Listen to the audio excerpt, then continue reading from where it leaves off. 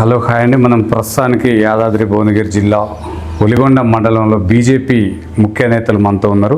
ఈ రాష్ట్ర ప్రభుత్వంలో జరుగుతున్న అభివృద్ధి కార్యక్రమాలు కానీ కేంద్ర ప్రభుత్వం ప్రవేశపెట్టిన పథకాల ద్వారా ఈ గ్రామ స్థాయిలో ఏ విధంగా వెళ్తున్న వారిని తెలుసుకునే ప్రయత్నం చేద్దాం. నమస్తే సార్. ఈ బీజేపీ ప్రభుత్వం ప్రవేశపెట్టిన ఏ పథకాలు అవుతున్నాయో అవి గ్రామ స్థాయిలో మీరు మండల జిల్లా నాయకులు ఏ విధంగా తీసుకెళ్తున్నారు సార్? నమస్కారం అండి. నా పేరు బోల సుదర్శన్, భారతీయ జనతా పార్టీ ఒలిగొండ మండల శాఖ అధ్యక్షుడిని. కేంద్ర ప్రభుత్వం ప్రవేశపెట్టిన పథకాలను మేము గ్రామాన మా కార్యకర్తలందరూ ఇంతకుముందు మాకు సబ్కా సాత్ సబ్కా వికాస్ అనే ఉద్దేశంతో గ్రామానికి వెళ్ళి ఈ పథకాలు మేము రేషన్ బియ్యం ఇచ్చేది మేమే అని, ఈ మన ఎన్ఆర్జీఎస్ నిధులతో సీసీ రోడ్లు వచ్చేవి మాయే అని, శ్మశాన వాటికలు కూడా మేమే నిర్మించినామని, గ్రామ పంచాయతీ నిధులు గ్రామ పంచాయతీకి వచ్చే నిధులు కూడా మా సెంట్రల్ ప్రభుత్వం కేంద్ర ప్రభుత్వంకి వెళ్ళి వస్తున్నాయని మేము ప్రజల కార్యకర్తలతోటి బూత్ స్థాయిలో ఇంటింటికి ప్రచారం చేసినాం. రానున్న రోజుల్లో కూడా ఇంకా ఇంటింటికి ప్రచారం చేస్తాం. ఇంకా చాలా పథకాలు ఉన్నాయి. ఈ రాష్ట్ర ప్రభుత్వం కూడా ఆ పథకాలను ఇంకా ప్రజల దగ్గరకు ఆయుష్మాన్ భారత్ పథకం అయినా సరే, ఇంకా పిఎం కిసాన్ సమ్మాన్ నిధి కొందరు రైతులు కూడా ఇంకా కొందరు వాళ్ళు అప్గ్రేడ్ చేసుకోలేదు, కేవైసీ చేసుకోలేదు, వాళ్ళను కూడా దగ్గరుండి కేవైసీ చేయించి మేము కేంద్ర పథకాలను ఇంకా దగ్గరికి తీసుకెళ్దామని మేము ఇంకా ప్రజల దగ్గరికి ఇంకా పోతామన్నా ఈ రకంగానే వెళ్తున్నాం. ఓకే సార్, నిన్న ప్రధానమంత్రి గారు సభ పెట్టడం జరిగింది హైదరాబాద్లో. ఏ అంశాలపైన చర్చించిందో అవి అమలైతే అంటారా? ఇప్పుడు భారతదేశ పరిస్థితి ఎట్లా ఉందంటే, బయటి దేశాలలో ఇప్పటికే చమురు రేట్లు పెంచినారు. కానీ మన దగ్గర ఏమిటంటే ముందు జాగ్రత్తగా విదేశీయ మారక విలువలు తగ్గొద్దనే ఉద్దేశంతో ఈ ప్రధానమంత్రి మొన్న వచ్చి పెరేడ్ గ్రౌండ్లో ఏం చెప్పాడంటే, ఒక సంవత్సరం బంగారం కొనొద్దు, విదేశీయ చమురు నిల్వలు మనకు చమురు నిల్వలు కూడా తగ్గుతున్నాయి కాబట్టి మనం ఆదా చేయాలని ప్రజలకు ఒక విన్నపం చేసిండు. ఒక 10 ఎజెండాతో చేసిండు. అంటే కారణం ఏంటంటే ఏదో అందరూ కొనొద్దు, అందరూ ఆగాలని కాదు. ఫస్ట్ దేశభక్తి ముఖ్యము, మన దేశం బాగుండాలి అనే ఉద్దేశంతో అదే ఆచరణ యోగ్యంగా నిన్న ప్రధానమంత్రి కాన్వాయ్లో కూడా 2 వెహికల్తోటే వెళ్ళినాడు మన ప్రధానమంత్రి. అదే ఆచరణ ఆయన్నే చూపిస్తున్నాడు మనకు. అందుకోసమే ఆడంబరాలకు పోవద్దు ఈ సంవత్సరం. ఎందుకంటే పశ్చిమాసియాలో జరుగుతున్న యుద్ధ ప్రభావం రానున్న రోజుల్లో దేశం మీద పడొద్దని ముందు జాగ్రత్త చర్యల లెక్క ఈరోజు మన ప్రధానమంత్రి గారు పెరేడ్ గ్రౌండ్లోకి వెళ్ళి పిలిపించినారు.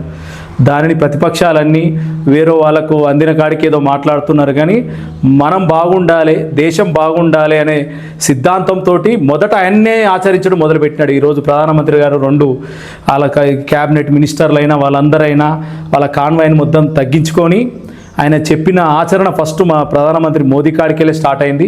రానున్న రోజుల్లో అన్ని రాష్ట్రాల ముఖ్యమంత్రులు కూడా ఆ రకంగా చేయాలి. మనము ఆదా చేస్తే మన విదేశీయ మారక విలువలు పెరిగితే దేశాభివృద్ధి జరుగుతుందని ఒక ఆలోచనతోటే ఆ రోజు పెరేడ్ గ్రౌండ్లో మన భారత ప్రధానమంత్రి నరేంద్ర మోడీ గారు మాట్లాడారని దేశ ప్రజలు కూడా ఆలోచిస్తున్నారు. అది ఒక శుభసూచకమే మేము అనుకునేది మాత్రం. ఓకే సార్, గత ప్రభుత్వం కూడా అనేకమైన పథకాలు తీసుకురావడం జరిగింది సార్. ఇప్పుడున్న కాంగ్రెస్ ప్రభుత్వం కూడా 6 గ్యారెంటీలు తీసుకొచ్చింది. ఆ పథకాలు ఎంత మేరకు ప్రజలకు చేరుతున్నాయి అంటారు?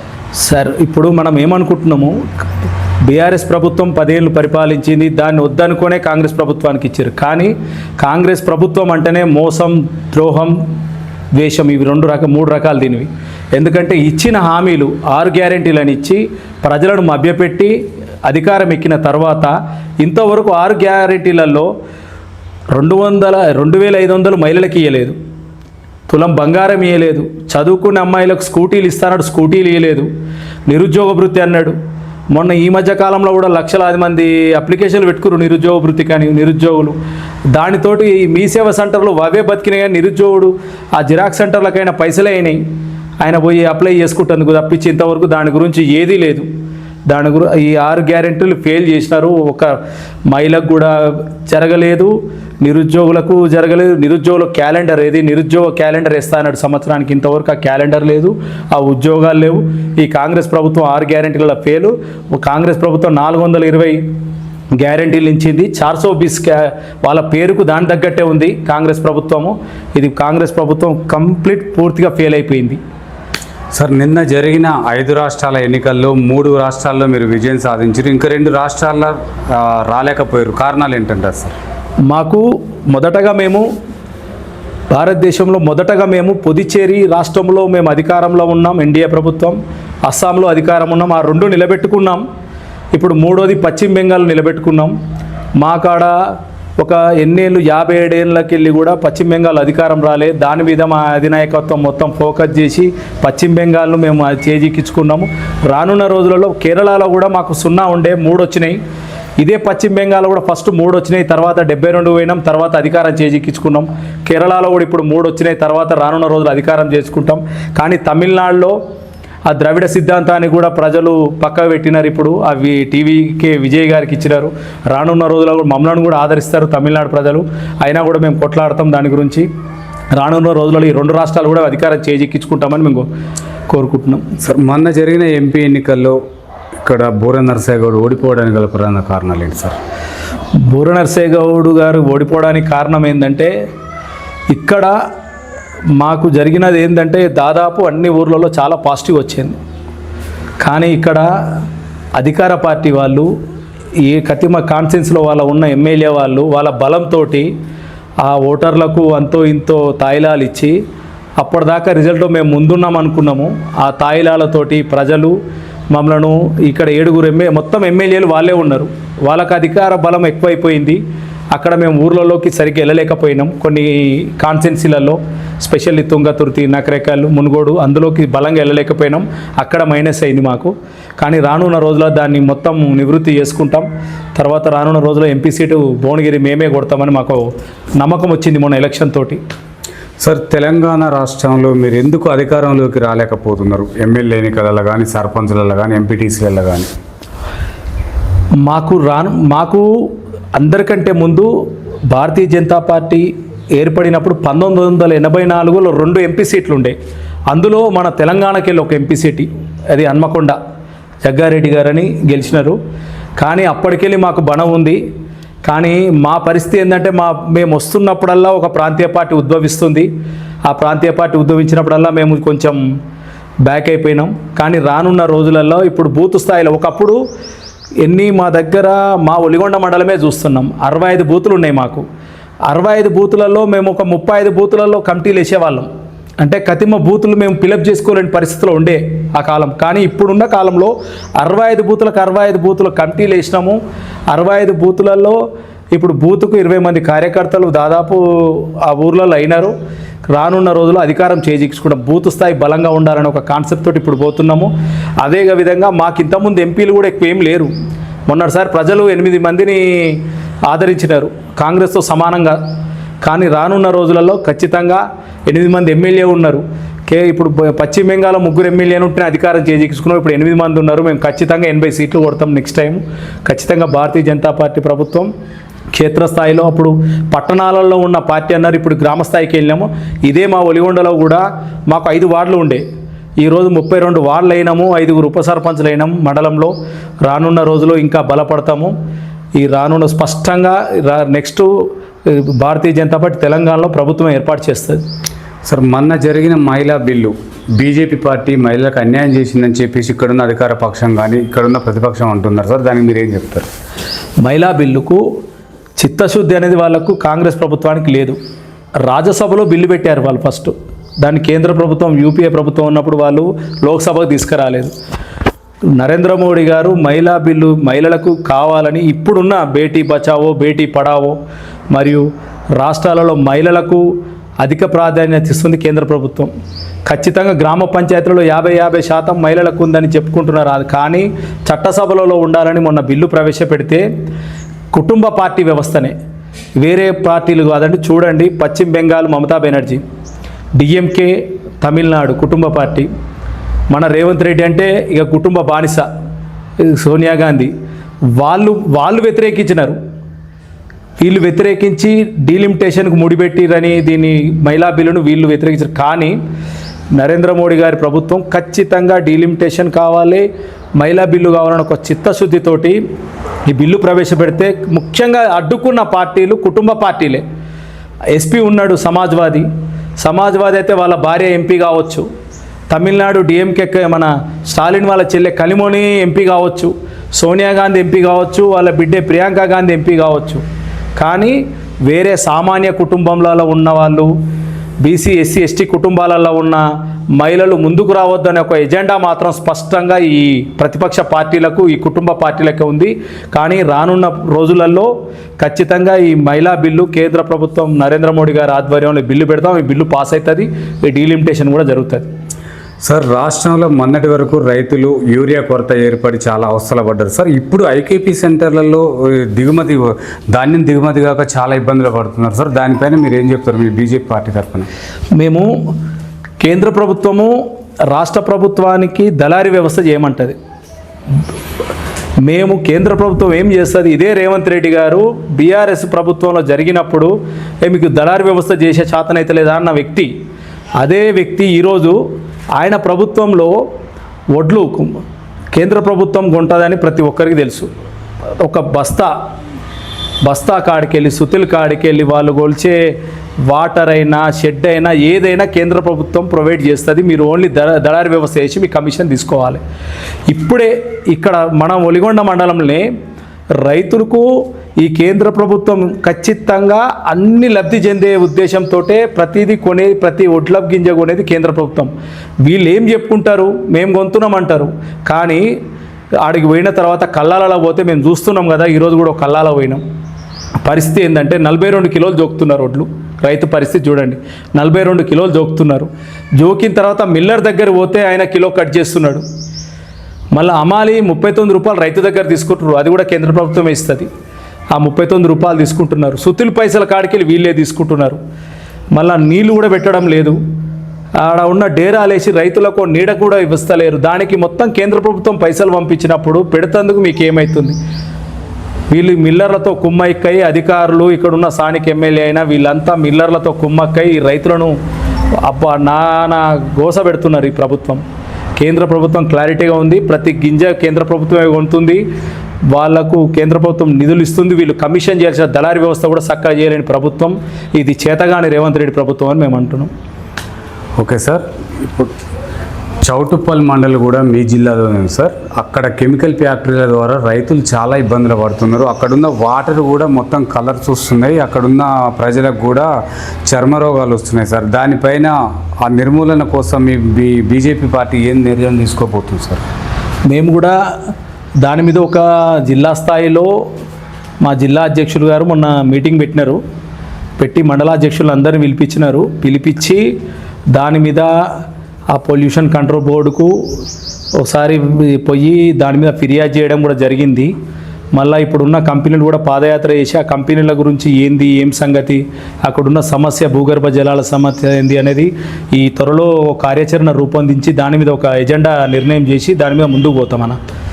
ఓకే సార్, గ్రామాలలో మొత్తం కూడా గ్రామ సర్పంచులు ఎవరైనా కేంద్ర నిధులతోటి అభివృద్ధి జరుగుతుంది, రాష్ట్ర నిధులు ఇస్తలేదంటున్నారు సార్. రాష్ట్రంలో ఎందుకు ఇది పరిస్థితి ఏర్పడింది అనుకోవచ్చు సార్? టీఆర్ఎస్ ప్రభుత్వం ఏమో 8 లక్షల కోట్లు అప్పు చేసినది అంటాడు. ఈయననేమో 3,70,000 కోట్లు అప్పు చేసిండు. ఇంకా చేసిండు ఇప్పటికే 12 లక్షల కోట్ల అప్పు చేసిండు. వీళ్ళ దగ్గర రూపాయి బడ్జెట్ లేనిది ఎలక్షన్ హామీలు ఇచ్చి ప్రజలను బూటకపు హామీలతోటి అధికారం ఎక్కిన తర్వాత మా దగ్గర ఏమి లేవని చెప్పుకో తిరిగిపోతున్నారు. గ్రామ పంచాయతీకి బీఆర్ఎస్ ప్రభుత్వంలో కూడా రూపాయి ఇవ్వలేదు. ఇప్పుడున్న రేవంత్ రెడ్డి ప్రభుత్వం వచ్చి కాంగ్రెస్ ప్రభుత్వం కూడా ఇంతవరకు ఒక్క రూపాయి కూడా గ్రామ పంచాయతీలకు ఇవ్వకుండా మొన్న 15th ఫైనాన్స్ కమిషన్ వచ్చిన పైసలతోటే గ్రామ పంచాయతీలు నడుస్తున్నాయి. గ్రామ పంచాయతీల అధ్వానమైన వ్యవస్థ. రాష్ట్ర ప్రభుత్వం రూపాయి కూడా అందులో పెట్టక చాలా అధ్వానంగా ఈ రాష్ట్ర ప్రభుత్వము గ్రామ పంచాయతీ వ్యవస్థను నడిపిస్తుంది. ప్రతి ఒక్క రూపాయి కేంద్ర ప్రభుత్వ నిధులతో స్ట్రీట్ లైట్ల కాడికెళ్ళి, ఈ సీసీ రోడ్ల కాడికెళ్ళి, ఎన్ఆర్జీఎస్ నిధుల కాడికెళ్ళి, శ్మశాన వాటికలు అయితే ఏంది, ఈ మన ఇవి ఉన్నాయి కదా మన ఇవి నర్సరీలకైనా మన గ్రామ పంచాయతీ కొత్త బిల్డింగ్లకైనా ప్రతి ఒక్క రూపాయి కేంద్ర ప్రభుత్వంకి వెళ్ళే వచ్చింది. వీళ్ళు గ్రామ పంచాయతీ సిబ్బంది వీళ్ళకు కూడా జీతాలు ఇవ్వలేక మొన్న central government 15th finance commission ఇచ్చిన అమౌంట్ తోటే వాళ్లకు జీతాలు ఇచ్చిన పరిస్థితి ఈ రాష్ట్ర ప్రభుత్వం. చాలా దారుణమైన పరిస్థితి. ఓన్లీ కేంద్ర ప్రభుత్వ నిధులతోటే గ్రామ పంచాయతీలు నడుస్తున్నాయి. ప్రజలకి ఇంకా తెలవాలి, ఏమని ఉంటే మేము ఇస్తున్నామని చెప్పుకుంటున్నారు. ఇంకా ప్రజల దగ్గరికి ఇంకా పోతాం, ఈ విషయాలు చెప్తాము. ఎన్ఆర్సీ చాలామంది ఇప్పుడే రియలైజ్ అవుతున్నారు. రానున్న రోజులలో భారతీయ జనతా పార్టీకి వాళ్ళు క్లియర్గా ఇవి కేంద్ర ప్రభుత్వం నిధులని వాళ్ళకి ప్రతి ఒక్కరికి అర్థమవుతుంది. ఈరోజు కళ్ళాలలో తిరుగుతూ కూడా వడ్ల పైసలు కూడా కేంద్ర ప్రభుత్వం అని క్లియర్గా వాళ్ళకు కూడా అర్థమవుతుంది. రానున్న రోజులలో తిరుగుబాటు ఖచ్చితంగా కేంద్ర ప్రభుత్వం మీద, రాష్ట్ర ప్రభుత్వం మీద తిరుగుబాటు ఖచ్చితంగా చేస్తారు. ఈ రైతులైనా ఈ గ్రామ ప్రజలైనా చాలా ఇబ్బందులు పడుతున్నారు. వాళ్ళను ఏం వదిలిపెట్టారు కాంగ్రెస్ ప్రభుత్వాన్ని. రానున్న రోజులలో ఎమ్మెల్యేని ఎక్కడక్కడ నిలదీస్తారు అని మేము ఈ విధంగా తెలియజేస్తున్నాం. ఓకే సార్, మీరు రానున్న కాలంలో అధికారంలోకి వస్తారన్న నమ్మకం మీకుందంటారా? మాకు ఖచ్చితంగా అధికారం వస్తామని నమ్మకం ఉంది. ఎందుకంటే మాకు ఎమ్మెల్యే ఎలక్షన్లో 8 సీట్లు వచ్చినాయి. మేము 8 ఎంపీ సీట్లు కొట్టాం.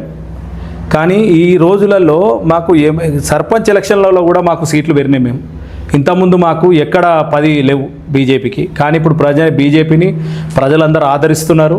అందుకోసం ఈక్వల్ టు కాంగ్రెస్ ప్రభుత్వం ఉన్నా కూడా 8కి 8 సమానం ఇచ్చినారు. బీఆర్ఎస్ను ఎంపీ ఎలక్షన్లో 0 పెట్టినారు. మాకు కేంద్ర ప్రభుత్వం నాయకత్వం నరేంద్ర మోడీ గారి ఆశీస్సులతోటి, ప్రజలైన చరిష్మాతోటి ఖచ్చితంగా రానున్న రోజుల్లో మేము కూడా ప్రజా ఉద్యమాలు కంపల్సరీ చేస్తాం ఈ ప్రభుత్వం మీద. ఖచ్చితంగా మాకు ఈ తెలంగాణ ప్రజలు మనల్ని ఆదరిస్తారని మేము బలంగా కోరుకుంటున్నాం. సార్, మాజీ రాష్ట్ర అధ్యక్షులు బండి సంజయ్ గారి కొడుకుని ఇప్పుడు గౌరవ ముఖ్యమంత్రి గారే ఈ దాని వెనకాల ఉన్నాడు, అస్త్రం ఉందని చెప్పేసి అంటున్నారు, శిక్ష పడాలంటున్నారు. దానికి మీరు ఏం చెప్తారు సార్? మేమేమంటున్నాం, బండి సంజయ్ గారే డైరెక్ట్ ఓపెన్గా చెప్పారు, నా కొడుకు తప్పు చేస్తే చట్ట పరిధిలో ఏ శిక్ష అయినా అనుభవించడానికి మేము రెడీ అని. ఇది రానున్న 2 రోజులలో తెలిసిపోతుంది. సిట్ వేసినారు, ఆ నోటీసులు వచ్చినాయి. అతడు కూడా నాకు అమ్మాయి మైనరు మేజరు, సరే అమ్మాయి గురించి మనం మాట్లాడాల్సిన అవసరం లేదు, ఆ మేజర్ అని ఆయన కూడా అంటున్నాడు. అది ఏం జరిగింది అనేది అది పార్టీకి వ్యక్తిగతంగా కుటుంబం మీద రాజకీయ ద్వేషంతో చేయాల్సిన అవసరం లేదు. తప్పు జరిగితే మేము కూడా ఏమంటున్నామంటే, తప్పు జరిగితే కేంద్ర హోంశాఖ మినిస్టరు బండి సంజయ్ గారే చెప్తున్నారు, నా కొడుకు తప్పు చేసినా ఖచ్చితంగా శిక్ష పడాల్సిందే. ఆయన మా కొడుకు తప్పు చేయనప్పుడు నీటికి వెళ్ళి వస్తాడు బయటికి, తప్పు చేస్తే మాత్రం ఖచ్చితంగా శిక్షారుడే అని కూడా ఆయన కూడా బహిరంగ సభలో ఒప్పుకున్నాడు, దానికి ఒప్పుకున్నాడు. ఆయన కూడా ఎంకరేజ్ చేసేవాడని కాదు. కానీ అతిగా బీఆర్ఎస్ వాళ్ళు ఏం చేస్తున్నట్టే సోషల్ మీడియాలో దాన్ని అతిగా భూతద్దంలో పెట్టి చూపిస్తున్నారు. అరే షకీల్ కొడుకు, ఎమ్మెల్యే షకీల్ కొడుకు ఒక యాక్సిడెంట్ చేసిపోతే 2 ఏళ్ళు దుబాయ్కి పోతే పట్టియలేని వ్యక్తులు వాళ్ళు. బెల్లంపల్లి ఎమ్మెల్యే గారు ఆ అమ్మాయిని నేను అత్యాచారం చేసిన అని చెప్పి ఢిల్లీలో కూడా నిరసన దీక్ష చేసిన అమ్మాయి, అప్పుడు కూడా పట్టించుకొని ఈయన కేటీఆర్ మీద కూడా చాలా రూమర్స్ ఉన్నాయి. అసోటప్పుడు పట్టించుకొని బీఆర్ఎస్ వాళ్ళు ఈరోజు సోషల్ మీడియాలో ఇష్టం ఉన్నట్టు పెడుతుర్రు. వాళ్ళకు అర్థమైపోతుంది, తప్పు జరిగితే చట్టం తన పని దాన్ని కంపల్సరీ చేసుకోకపోతుంది. దానికి కూడా మేమేమో ఆల్రెడీ మా రాష్ట్ర అధ్యక్షుడు రామచంద్రరావు కూడా అన్నారు, చట్టం తన పని దాన్ని చేసుకోకపోతుంది, దీనికి పార్టీకి ముడిపెట్టవలసిన అవసరం లేదు. ఎందుకంటే ఎదుగుతున్న నాయకుడు అని చెప్పి స్పెషల్గా సోషల్ మీడియా వేయాల్సిన అవసరం లేదు. అది చట్టం, అది ఏం జరిగితే అది జరిగిపోతుంది దాని మీద. ఓకే సార్, గ్రామాలలో ఇటీవల జరిగిన సర్పంచ్ ఎన్నికలలో విజయం సాధించిన సర్పంచులు చాలామంది వాళ్ళ సొంత లాభాల కోసం, రియల్ ఎస్టేట్ వ్యాపారాల కోసం హైదరాబాద్లో సెటిల్ అవుతున్నారు, సిటీలలో సెటిల్ అవుతున్నారు. ఫోన్ కూడా కలవకుండా వాయిస్ మెసేజ్ పెట్టుకుంటున్నారు అని చెప్పేసి గ్రామాల ప్రజలు చెప్తున్నారు సార్. మరి వాళ్ళు గ్రామ స్థాయిలో, గ్రామాలలో, సొంత గ్రామాల్లో ఉండే విధంగా మీరు ఏమైనా చట్టాలు తీసుకొచ్చి మీరు అధికారంలోకి వస్తే వాళ్ళపైన మీరు ఎలాంటి చర్యలు చేయకపోతే? మేము కూడా ఇప్పుడు ఏం చెప్తున్నామన్నా, గ్రామాలలో ఉన్న సర్పంచులు, గ్రామాలలో ఓటేస్తేందుకు కూడా మన దగ్గర ఉన్న ప్రజలు కూడా తప్పనుకోవద్దు, వాళ్ళు కూడా ఆలోచించాలి. ఏంటంటే పైలట్ లెక్క వచ్చిన వ్యక్తికి టికెట్లు ఇవ్వడం, ఏ పార్టీ అయినా ఇవ్వడం, ఆయన గెలవడం, ఆయన హైదరాబాద్కి వెళ్ళిపోవడం. కానీ ఇక్కడ ఉన్న గ్రామాలలో ఉన్న పార్టీ క్యాడర్లు, ఏ పార్టీ అయినా సరే, మా పార్టీ అని కాదు, కాంగ్రెస్ అని కాదు, బీఆర్ఎస్ కాదు, కమ్యూనిస్ట్ కాదు, ఏ పార్టీ అయినా సరే, గ్రామాలలో ప్రజలకు సేవ చేస్తా అనే ఆలోచన ఉన్న వ్యక్తులకు టికెట్ ఇచ్చి గ్రామాలలో ఉన్న వాళ్ళకి ఇస్తేనే ఇది మార్పు జరుగుతుంది. లేకపోతే ఎవరు పైసలు ఉంటే ఆడికెళ్ళి హైదరాబాద్ లెక్క పైలట్ టికెట్ లెక్క వచ్చి దిగిపోతే పైలట్ లెక్క ఇచ్చి టికెట్ ఇవ్వగానే గెలవగానే ఆయన వెళ్ళిపోవడం, పైసలు చూసి టికెట్లు ఇస్తున్నారు ఈ రోజులలో. గ్రామ ప్రజలు కూడా ఎవరు రోజు మన గ్రామాల ఉంటున్నాడు, ప్రజల గురించి ఎవరు సేవ చేస్తున్నారు, వారిని చూడాలని నేను కూడా ఈ టీవీ ఛానల్ ద్వారా వాళ్ళకు ముఖ్యంగా విజ్ఞప్తి చేస్తున్నా. ఎందుకంటే ప్రజలకు కష్టపడి గ్రామంలో స్థాయి లోకల్లో ఎవరు ఉంటున్నారు, వాళ్ళు మనకు 24 గంటలు అందుబాటులో ఉన్న వ్యక్తులను గెలిపించుకోవాలని నేను ప్రజలకు కూడా మరీ విజ్ఞప్తి చెప్తున్నా. రానున్న రోజులలో వచ్చే ఎలక్షన్లలో అయినా సార్ గ్రామ స్థాయిలో చాలా గ్రామాలలో సార్ బాగా ఇబ్బంది పెడుతున్నారు సార్ ఈ వీధి కుక్కలని కోతులు అని చెప్పేసి రైతులు పంటలు పండించుకోకుండా విలేజ్లల్లో పిల్లలు తిరిగే పరిస్థితులు లేదు సార్. ఎక్కడైనా కుక్కలు చంపుతుంటున్నారు, కోతులేమో దేవుళ్ళ లెక్క భావిస్తున్నారు. మరి వీటిపైన మీ పార్టీ ఎలాంటి సలహాలు ఇస్తుంది సార్? మేము ఇంతకుముందు ప్రజాపాలన జరిగింది ఒక నెల రోజుల ముందు. ఇది ఎంపీడీఓ గారితో, ఎంఆర్ఓ గారితో అందరు అధికారులంతా ప్రజాపాలన ప్రగతిపాలన అనే కాంగ్రెస్ ప్రభుత్వం పెట్టిన ప్రజాపాలన ఫస్ట్ అడిగిన క్వశ్చన్ నేనే అండి. ఇది ఏమడిగినామంటే కోతులు కుక్కల గురించి మీరు ఏంది పరిస్థితి, మీరు ఏం చేయగలుగుతున్నారు అధికారులు, మరి అసలు ఏంది అని అడిగితే ఏం చెప్పారంటే మీరు చూసుకోమని చెప్పినారు ఇక్కడ ఉన్న అధికారులు కూడా. మా లోకల్లో చెప్తున్నాను 1000 కోతులు ఉన్నాయి. స్థానిక ఎమ్మెల్యే గారు మొన్న వాళ్ళ సర్పంచులు గెలిపించడానికి మేనిఫెస్టో పెట్టారు. దాన్ని ఏమని పెట్టారంటే కోతులను పట్టిస్తామని. అది జరిగింది లేదు. కుక్కల గురించి మేమే చెప్తున్నాము, మా దగ్గర జరిగింది. అంతెందుకు రీసెంట్లో భువనగిరిలో అయ్యానని ఒక అబ్బాయిది ఆ కుక్కలు విస్తే కన్నుకు దూసిపోయింది. ఆ చర్చ కూడా వెళ్ళింది. ఆ రోజు మేము ఆ గ్రామ సభలో మాట్లాడినాం. ఈ కోతుల వల్ల ఆ గ్రామాలలో ఒక వీధులలో పోనీకి ఇబ్బంది అవుతుంది. ఒక్కొక్క గ్రామాలలో ఒక వీధులలో మా ఒలిగొండలో అయితే స్పెషల్గా చెప్తున్నాను 14-15 కుక్కలు ఉంటే రాత్రి 9 దాటితే ఎవరు మనం వెళ్ళలేము. వాళ్ళకు చాలా విపరీతమైన ఉంది. దీన్ని అడిగితే కుక్కల్ని చంపొద్దు, కోతులను దేవుడు, ఇవన్నీ ఏం లేదన్న. మొదటగా వీళ్ళు చేయాల్సిన పని ఏంటంటే ఆ సంతానోత్పత్తి పెరగకుండా ప్రభుత్వ వైద్య తోటి వీళ్ళు పశు వైద్య వాళ్ళతోటి పని చేపిస్తే ఫస్ట్ కొంచెం కంట్రోల్ అవుతుంది. కంట్రోల్ అయిన తర్వాతనే మనం ఏదైనా చేయగలుగుతాం.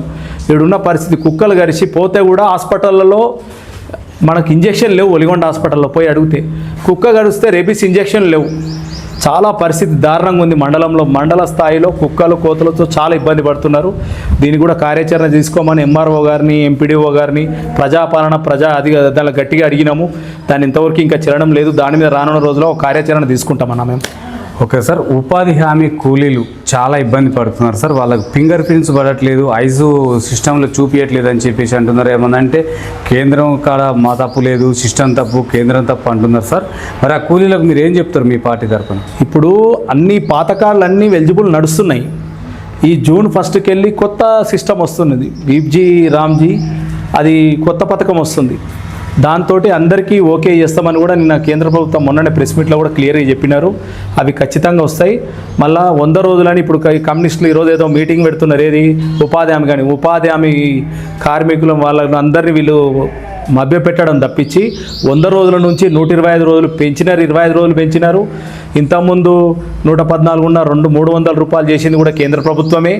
మళ్ళా ఇప్పుడు ఇప్పుడు వచ్చే కొత్త పథకంతో ఉపాధి హామీ పథకంలో ఇప్పుడున్న వీళ్లకు ఉపాధి హామీ కూలీలకు ఎంత బాగుంటుందంటే 15 రోజులలో చట్టబద్ధతతో వాళ్ళ కూలీ ఇవ్వాలి. వాళ్ళ అకౌంట్లలో వేస్తారు పారదర్శకంగా. ఇప్పుడు ఉన్న కొత్త కార్డులు కూడా మంజూరు చేస్తా అన్నారు. 1కి వెళ్ళి ఆ సిస్టమ్ మారుతుంది కాబట్టి అందుకోసం ఒక జూన్ 1కి వెళ్ళి స్టార్ట్ అవుతుంది. ఆ మధ్యన ఖతం అయిపోతుంది అనేది.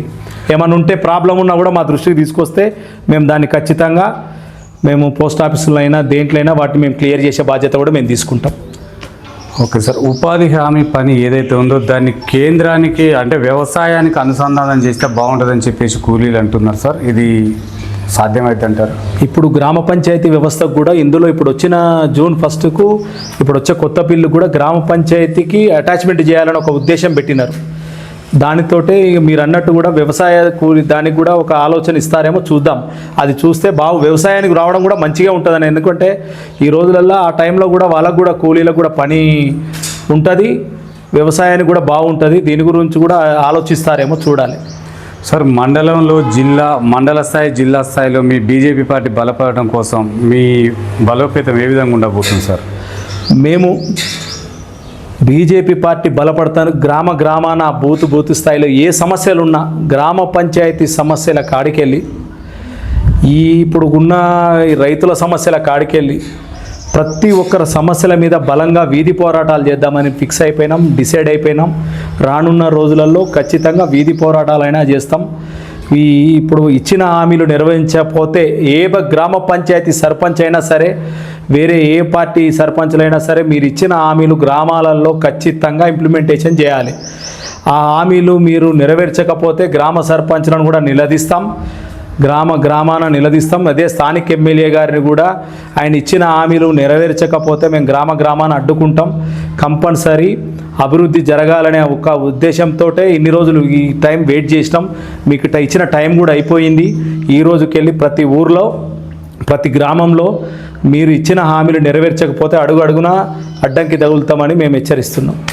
సార్, గ్రామాలలో ఈ బెల్ట్ షాపుల ద్వారా యువత మొత్తం కూడా చాలా అంటే మద్యానికి బానిసలు అవుతున్నారు సార్. చిన్నపిల్లలు కూడా బీర్లు తాగటం అట్లాంటివి చేస్తున్నారు. దీని ద్వారా మహిళలు కూడా ఇబ్బంది జరుగుతుంది సార్. మీరు వాళ్ళకి ఏం చెప్పదలుచుకున్నారు? ఇంకోటి అంటే మెయిన్ ఈ బెట్టింగ్ల ద్వారా చాలా ఇబ్బంది పడుతున్నారు విద్యార్థులు, నిరుద్యోగులు మొత్తం కూడా. వాళ్ళకి మీరు ఏం సలహా సూచనలు ఇస్తున్నారు సార్? ఈ బెల్ట్ షాపులది ఇంతకుముందు ఉమ్మడి ఆంధ్రప్రదేశ్ ఉన్నప్పుడేమో మన ఆదాయం 7,000 కోట్లు వైన్స్ల మీద. ఈ బీఆర్ఎస్ ప్రభుత్వం వచ్చినాక గల్లీ వైన్ షాప్ అయిపోయింది మొత్తం. వాళ్ళు ఏం చేస్తున్నారంటే ఇప్పుడున్న రాష్ట్ర ప్రభుత్వం వచ్చినాక ఇంకేందంటే ఇంకెక్కువ మనకేందంటే రాష్ట్ర ప్రభుత్వానికి ఎక్కడికెళ్ళి నిధులు రాక ఓన్లీ మద్యం మీదనే. ఇక ఇప్పుడు 40,000 కోట్ల పైన నిధులు సంపాదిస్తున్నారు ఈ మద్యం మీదనే. మీరు ఒక కంపెనీ తెద్దాం, ఒక నిరుద్యోగులకు ఉపాధి ఇద్దాం, ఇదంతా ఏం లేదు. మన దగ్గర తెలంగాణలో యువతను మొత్తం చెడుదారి పట్టేయడానికి రాష్ట్ర ప్రభుత్వం కంకణం కట్టుకున్నట్టే ఉంది. ప్రతి ఊరికి వెళ్ళండి, ఆడ ఏడున్న ఒక మందుల షాప్ ఏం తెలియదేమో కానీ మద్యం షాప్ తెలియని ఊరు లేదు. మనం ఒక ఊరికి పోతే అరే బాబు ఏదైనా ట్యాబ్లెట్ వేసుకుందాం రా, ఈ రోగం వచ్చింది, ఏదైనా మందులు దొరుకుతాయి అంటే లేదన్నా మద్యం షాప్ దొరుకుతాయని చెప్తున్నాడు. మందుల షాపు పక్క దగ్గరనే ఉంటుంది, మద్యం షాప్ కూడా పక్క పొంటే ఉంటుంది. అల్ల పోవాలని తెలియని పరిస్థితి. ఇక్కడ నిరుద్యోగ యువతకు 16 ఏళ్ళ తర్వాత 17 ఏళ్ళకి ఇక్కడ బీరు మందు దాగి వాళ్ళు ఒక 22-23 ఏళ్ళు వచ్చిన తర్వాత వాడు నిర్వీర్యం అయిపోయి వానికి మందు కిక్కుకు డ్రగ్స్కి అలవాటు అయిపోతున్నాడు. గంజాయి విచ్చలవిడిగా దొరుకుతున్నది. ప్రభుత్వానికి మొత్తం గంజాయి ఎవరు తెలుసు అన్నీ తెలుసు వాళ్ళకు. కానీ వాళ్ళు ఎందుకంటే అధికారులకు ముడుపులు ముడతాయి కాబట్టి వాళ్ళు పట్టించుకోరు. ఇంకోటి గల్లీ మద్యం షాపు, బెల్ట్ షాపు వాళ్ళకు తెలియదా? బెల్ట్ షాపులు ఉన్న అధికారులకు తెలియదా? ఒలిగొండ స్థానిక ఎస్ఐ గారికి తెలియదా? ఎక్సైజ్ డిపార్ట్మెంట్కి తెలియదా? సిఐలకు తెలియదా? కానీ నెలమామూలు వస్తాయి కాబట్టి దాన్ని తెరువు పోరు, దాన్ని ముట్టుకోరు.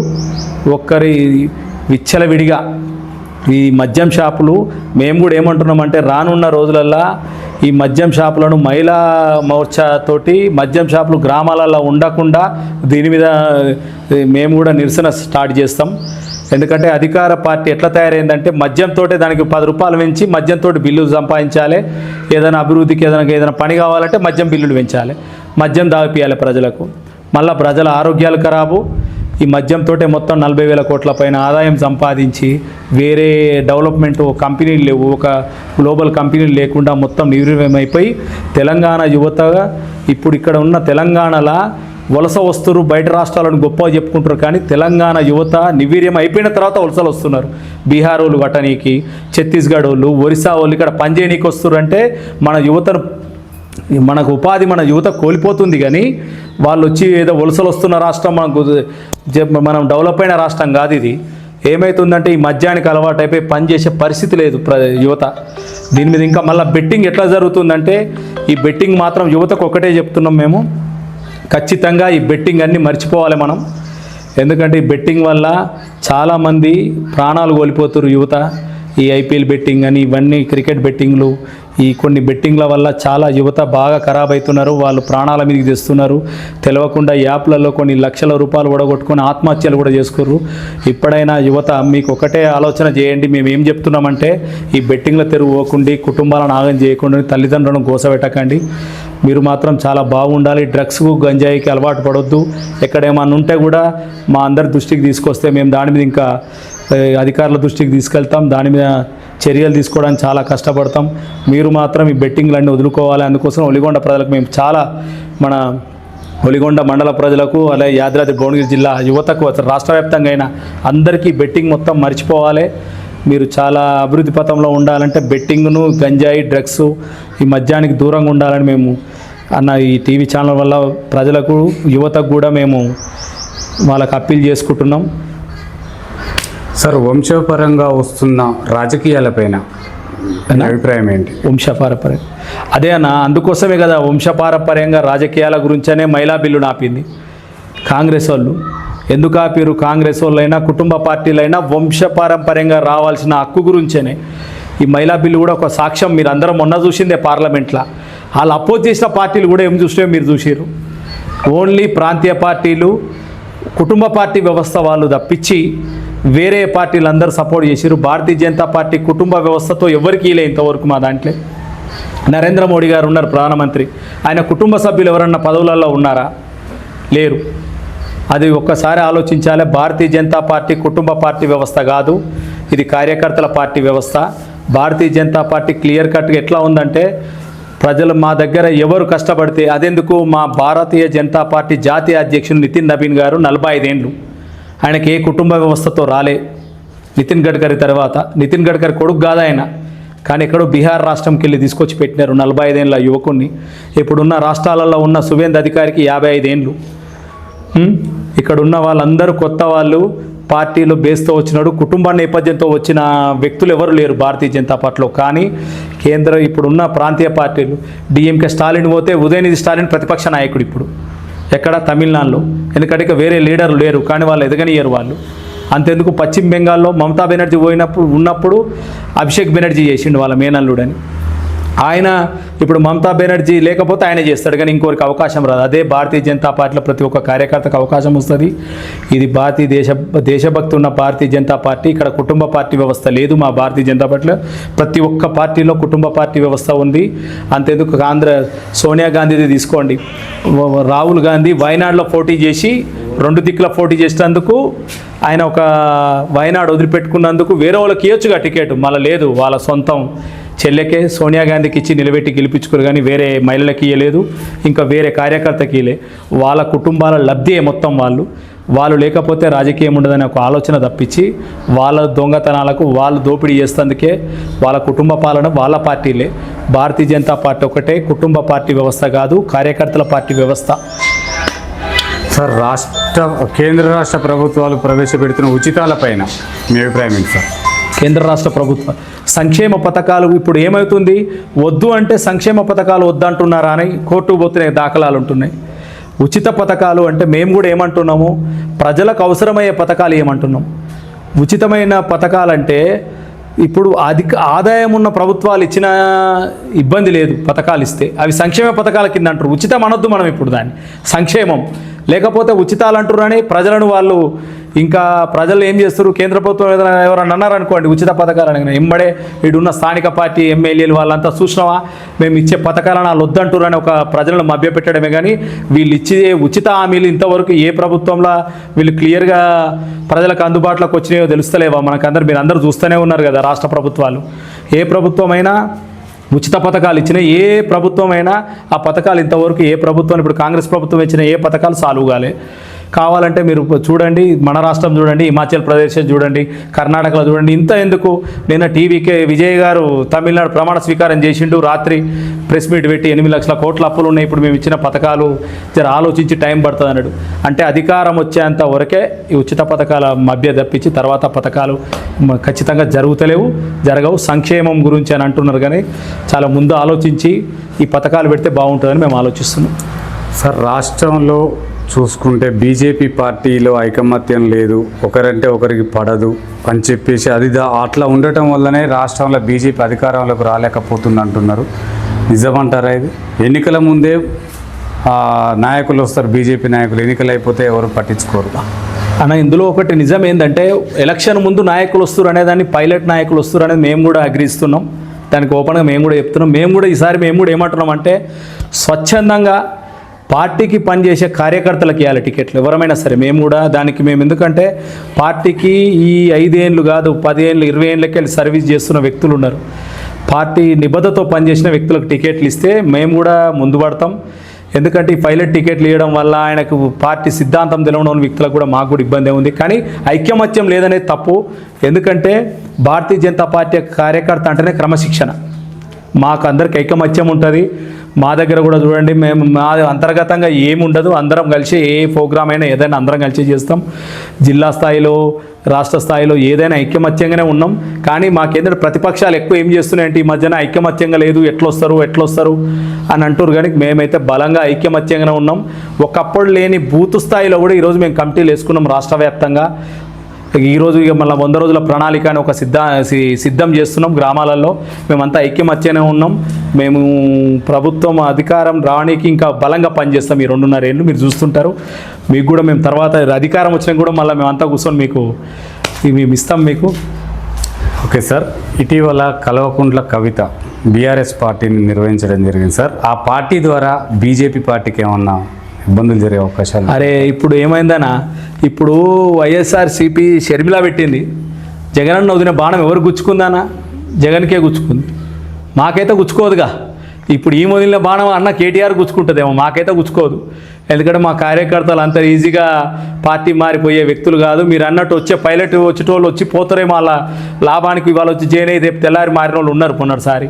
వాళ్ళు ఉండరేమో, కానీ మేము గత 20 ఏళ్ళకి వెళ్ళి మాకు పదవులు లేకున్నా ఏమున్నా మేము ఇట్నే ఉన్నాం. ఆ 2 సీట్లు ఉన్నప్పుడు అధికారంలో ఉన్నప్పుడు ఇట్నే ఉన్నాం. వాజ్పేయి అధికారం ఉన్నప్పుడు ఇట్నే ఉన్నాం. అధికారం లేనప్పుడు కూడా కార్యకర్తలు ఎట్లా ఉన్నాం ఇట్నే ఉన్నాం. ఇప్పుడు కూడా కార్యకర్తలు మా దగ్గర మారిన కార్యకర్తలు లేరు, మేము అలాగనే ఉన్నాం. ఈమె టీఆర్ఎస్ పెట్టుకున్నా నష్టం లేదు, మాకు బీఆర్ఎస్ పెట్టుకున్నా నష్టం లేదు. ఆమెకి ఇంకా నిక్ నేములు ఉన్నాయి. మొన్న ఇంకా తిహార్ జైలుకి ఇంకా కోర్టు కేసు కూడా అయిపోలేదు. ప్రజలకు ఆమె ఏం ఉద్దేశంతో చెప్తుందో మాకు అర్థం కాదు. రేపు రానున్న రోజులలో నేను మనం మద్యమే వద్దంటున్న మహిళలతోటి మేమే మద్యం బిజినెస్ చేసినా మాకు ఓటేమని రేపు తిరుగుతుందేమో గ్రామాలు మాకు తెలియదు. అయినా ఆమె గురించి మాట్లాడడం కూడా మాకు తక్కువ. ఎందుకంటే అలా అన్న గుచ్చుకుంటుంది ఆ బాణం పోయి, మాకైతే గుచ్చుకునేది ఏం లేదు. సార్, మీరు అధికారంలోకి వస్తా అంటున్నారు. ఆమె అమ్మగా 5 హామీలతోటి కవిత గారు కూడా ప్రజల మధ్యలో కూర్చుంది సార్. మరి అధికారంలోకి వస్తుందంటారా ముఖ్యమంత్రి? సొంత నాన్నను తను సొంత అన్నను చూసుకొని ఆమె చెల్లెగాలే ఆడ అయ్యకు బిడ్డగానే మాకు అమ్మ ఎట్లయితుంది అన్న ఆమె చెప్తుంది. కానీ ఆమెకు అర్థం ఉండాలి. ఏదో ఆమెకు జ్యోతిష్కులు ఎవరో చెప్పిరట అంటారు ప్రజలు. జైలు పోయిన వాళ్ళంతా ముఖ్యమంత్రి అవుతున్నట్టు నేను కూడా ముఖ్యమంత్రి అవుతా నిలబడుతుంది. చాలా నేర్చుకోవాలన్న ఆమె కూడా. ప్రజలు కూడా చాలా తెలియదక్కువలు ఏం లేరు. ఆమె గురించి ఏమైందో కూడా వాళ్ళకి తెలుసు. ఆమె సొంత అన్నని నోడ్చుకుంటలేదా, అయ్య నోడ్చుకుంటలేదా, వాళ్ళు ఉన్నారు వాళ్ళంతా వాళ్ళనే సొంత అన్నదమ్ములనే ఓడుచుకొని ఆమె ఆ కుటుంబానికే తల్లిగా అంది. తల్లి అంటే ఎట్లుంటుంది అని ఓర్చుకుంటేనే తల్లి. ఎవరే ఓ మాట అంటుంది, మనమన్నా పడతారు. తల్లి ఎట్లా ఓర్చుకుంటుందా? ఆ కుటుంబాన్ని ఓర్వని తల్లి తెలంగాణ మొత్తం కుటుంబాలకు తల్లి అవుతుంది. అరే ఇది విచిత్రం అన్న. ఇంకా నయం ఇంటింటికి మద్యం సీజన్లు పంపగాలన్నా చాలా ఇబ్బంది అవుతుంది. కుటుంబాలు ఇప్పటికే ఖరాబ్ అవుతుంది, ఇంకా ఖరాబ్ కాగాల. ఇక ఆమె గురించి అతిగా మాట్లాడి కూడా దండుగా టైం వేస్ట్ మనకు. ఓకే అన్న, లాస్ట్ ఫైనల్గా ఇప్పుడు యువత గురించి మీరు యువతకు ఏం సలహాలు సూచనలు ఇస్తున్నారు? మీ తర్వాత మీరు ప్రజలకు ఏం చెప్పదలుచుకున్నారు? ఫైనల్గా మీరు ఏం చెప్పాలనుకుంటున్నారు? యువతకు ఒకటే అన్న, మీరు చదువు మీద దృష్టి పెట్టండి. మొదటగా చదువు మీద దృష్టి పెట్టండి. ఈ మద్యపానం జోలికి వెళ్ళకండి, మరియు డ్రగ్స్ గంజాయి తెరువు పోకండి, ఈ బెట్టింగ్లకండి పోకండి. మీరు చాలా బాగుంటే యువత రానున్న రోజులలో దేశ భవిష్యత్తు మారుతుంది. ఎందుకంటే భారతీయ జనతా పార్టీ కూడా యువతరం మీదనే ఉండి ఈరోజు చదువుకున్న వాళ్ళు ఎక్కువ ఉండడం వల్లనే భారతీయ జనతా పార్టీ భారతదేశంలో అధికారంకి వచ్చింది.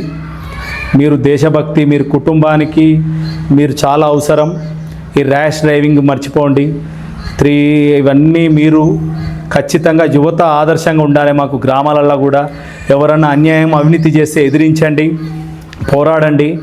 మీరు మాత్రం మాకు సపోర్ట్ చేయాలి. భారతీయ జనతా పార్టీకి యువకులకు అందరికీ మేము విజ్ఞప్తి చేస్తున్నాం అన్న. ఓకే సార్, ఫైనల్గా ఈ రాష్ట్రంలో మహిళలపై జరుగుతున్న అఘాయిత్యాలపైన బీజేపీ పార్టీ ఏం చర్యలు తీసుకోవాలి అన్న? ఇప్పుడు పక్క రాష్ట్రాలలో మాకు అధికారం ఉంది. ఇప్పుడు ఉత్తరప్రదేశ్ యోగి ఆదిత్యనాథ్ గారు ఉన్నారు. ఆడ మహిళలపై ఏం జరిగినా ఆ రోజు సాయంత్రానికే ఏదన్నా రిజల్ట్ మీరు కూడా టీవీలలో చూస్తున్నారు, మీడియాలో చూస్తున్నారు, సోషల్ మీడియా చూస్తున్నారు. ఇక్కడున్న రాష్ట్ర ప్రభుత్వం కఠినంగా శిక్షించాలి ఎవరైనా సరే. ఇప్పుడు ఏంటంటే అది ఎవరైనా సరే మహిళలకు ఏది జరిగినా రాష్ట్ర ప్రభుత్వము ఊరుకోవద్దు. అది ఏ కులాలు మతాలు నాకు ఓటు బ్యాంకు రాజకీయాలు వదిలిపెట్టి అందరిని సమభావనతో చూడాలి. పక్క రాష్ట్రాల బీజేపీ పాలిత రాష్ట్రాలలో ఏది జరిగినా ఇదే జరుగుతుంది. రాష్ట్ర ప్రభుత్వానికి కూడా మేము విజ్ఞప్తి చేసేది ఏంటంటే ఎసోంటిదైనా కుల మతాలన్నీ పక్కకు పెట్టి ఓటు బ్యాంకు రాజకీయాలు పక్కకు పెట్టి మహిళలకు ఏమైనా జరిగితే నిజ నిర్ధారణ జరిగిన తర్వాత మీరు చట్టపరమైన కఠిన శిక్షలు తీసుకోవాలని మేము కూడా కోరుకుంటున్నామన్నా. Okay right, thank you sir. చూస్తున్నానండి మీ తెలుగు టీవీ.